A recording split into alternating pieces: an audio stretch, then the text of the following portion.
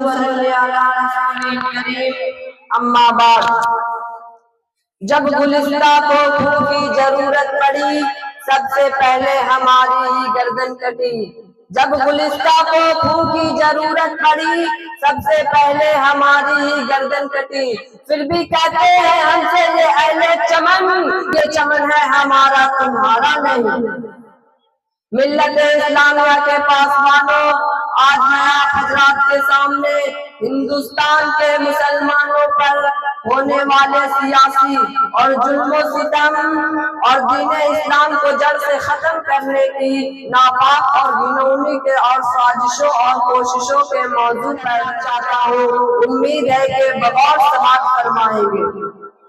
وہ ہندوستان جس کے حریت کے بعد کو مسلمانوں نے اپنے خون جگر سے سینچا تھا، وہ ہندوستان جس کے آزادی کے خاطر بہرنا آشنا ساحل میں کود پڑے تھے اور موجوں سے کھیلتے ہوئے منجدار تک جا پہنچے تھے، بے پناہ قربانوں کا جلنا اس کو پروان چڑھایا تھا۔ آج اسی ہندوستان میں مسلمانوں کی طرح طرح کی اذیتیں اور تکلیفیں پہنچائی جا رہی ہے۔ مسلمانوں نے اس لوگ سے اسلام کی محبت کو نہایت اور گھناؤنی اور ناپاک سازش سے ہو رہی ہے۔ اس میں سب کو صبح نہیں کہ دنیا میں حق و باطل کا تصادم روزے اول ہی سے جاری ہے۔ ظالم و جابر اور کمزور مظلوم کی کہانیاں بہت قدیم ہے۔ پھر میں نے انسانیت پر کئی بار بجلیاں گری ہے، باغ آدم میں کئی آندھیاں آئی ہے، وحشت بربریت نے انسانیت کا پارا منہ نوچا ہے اور حیوانیت کا ننگا ناچ کیا ہے۔ اس میں شک نہیں کہ ہم پر مصائب کے پہاڑ ٹوٹ رہے ہیں، ہم مظلوموں بے قصور ہیں، ہمیں فرقہ پرستوں نے ظلم و ستم کا نشانہ بنایا ہے، ہمارے ماؤں اور بہنوں کی عزت و آبرو لوٹی جا رہی ہے۔ برادران ملت، یوں تو ہندوستان میں کسی بھی دور میں مسلمانوں کا حامی کوئی نہیں تھا، لیکن جب سے فرقہ پرستوں نے ہندوستان میں جنم لیا ہے اس وقت سے مسلمانوں کی رہی صحیح سکون و چین چھن گیا ہے، کیونکہ ان فرقہ پرستوں نے وقت مذہب اسلام کی محبت کو ختم کرنے کی نہ جانے کیسی کیسی رچنائیں رچی ہے۔ غور و کرے، کبھی وندے ماترم جیسے گندی اور ناپاک چیز کو نافذ کرنے کا حکم ہوتا ہے، جس کی وجہ سے مسلمانوں کی نیند حرام ہو گئی تھی۔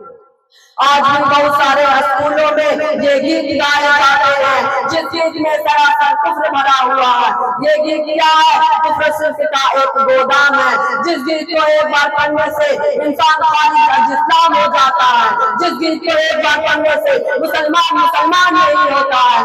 آج وہی گیت ہندوستان کے مدارس و مکاتب میں پڑھنے کے لیے بچوں کو مجبور کیا جا رہا ہے۔ ہندوستان کے مدارس و مکاتب کو ختم کرنے کی کوشش کی جا رہی ہے۔ ہندوستان کے مدارس و مکاتب کو دہشت گردی کا اڈا قرار دیا جا رہا ہے اور یہ الزام لگایا جا رہا ہے کہ جتنے فسادات ہو رہے ہیں ان کے پیشوا لیڈر یہ ملا ہے، اس لیے پہلے ان کو ختم کر دیا جائے۔ اور اس کی آسان صورت یہ نکال دی گئی ہے کہ اب مسلمان کسی بھی مدارس و مکاتب کو نہیں بنا سکتے ہیں، جس کی وجہ سے مسلمانوں کی عبادت گاہوں پر پابندی لگا دی گئی ہے کہ اب مسلمان کسی بھی مدارس و مکاتب کو نہیں بنا سکتے ہیں، نہ رہے گا باس، نہ بجے گی بانسری۔ لیکن شاید ان کو معلوم نہیں کہ ہم مسلمانوں کی جب تک سانس چلتی رہے گی تب تک دین اسلام کو مدارس و مکاتب پر آنچ نہیں آنے دیں گے۔ تیرے دھمکیوں سے خوف کھا سکتے نہیں، تیرے دھمکیوں سے خوف کھا سکتے نہیں، جرم کے آگے ہم یہی تاریخ اپنی یہی اپنا فلسفہ ہم زمانے میں زمانے سے ابھرتے ہیں سدا۔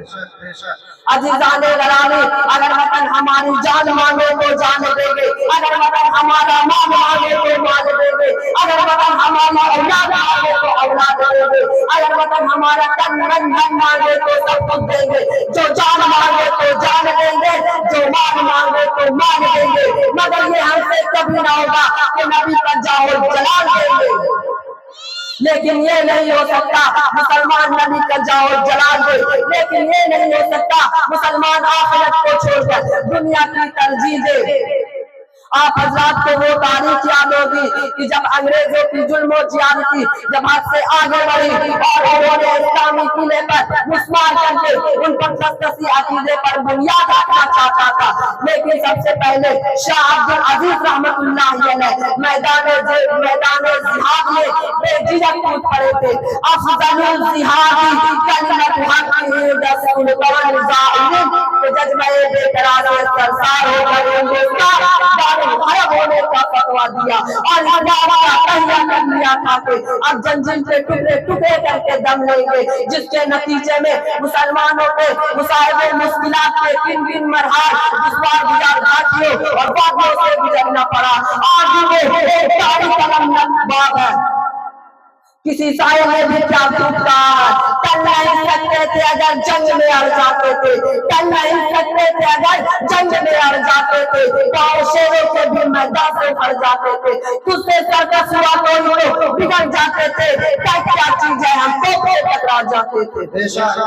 ब्रादरान मिल्लत कोटि सुल्तानी की जाती, जिसने ये क्या कर गीदड़ की 100 बार की जिंदगी से शेर की एक दिन की जिंदगी बेहतर है।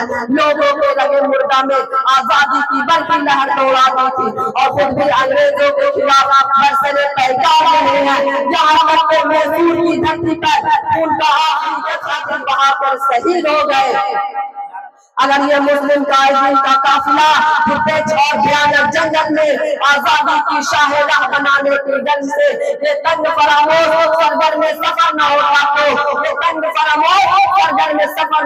तो ये हमारे जो दिन में वफादारी का सनद मांगते हैं उन गद्दारों से मैं कहना चाहता हूँ, हमें गद्दार को पाबंदे वफा तुम भी नहीं।